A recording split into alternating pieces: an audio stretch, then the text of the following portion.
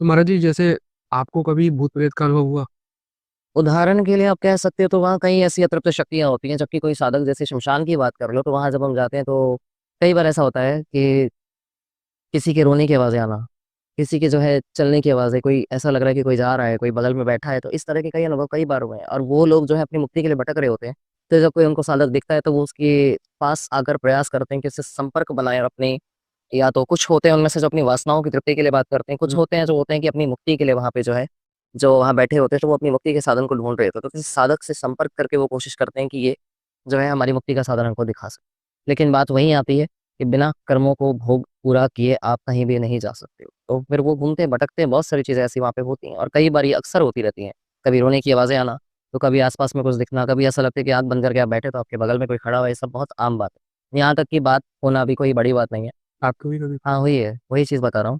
जैसे एक बार काफ़ी पुरानी बात है, उस समय कोई क्रिया करने के लिए मैं गया था। उस समय ऐसी कोई अपनी साधना की बात वैसे नहीं, कुछ क्रिया मुझे थी, कुछ काम था, तब की बात है। तो चिता की बात आई थी, जो चिता पे ही क्रिया करनी थी, तो उस समय क्या हुआ था, 26 साल का वो था, जो डेथ हो। प्रेतात्मा कह सकते हो आप, जो है शरीर उसने 26 साल की उम्र में छोड़ा था। अब वो आकर वहाँ खड़ा हुआ, मुझे लगा शायद मेरा वहम है उस समय, क्योंकि मेरा ध्यान उस समय उस चीज़ को नहीं था, मेरा अपने काम पर ध्यान था।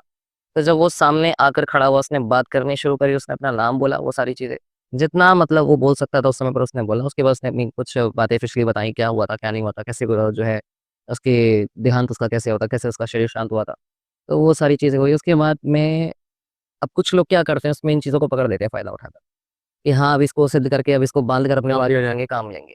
लेकिन मैं इस समय ऐसा कुछ नहीं किया था, क्योंकि सबसे बड़ी बात ये आती है, अब कोई अगर ये कहता है कि अघोर में शास्त्रों का मान नहीं रखा जाता है, ऐसी कोई बात नहीं है।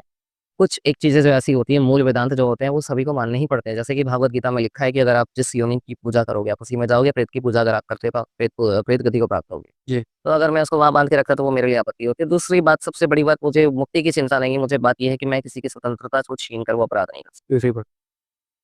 तो छोड़ दिया उसको, वो छोड़ दिया क्या, वो अपना आया, बात करी, जो भी हुआ।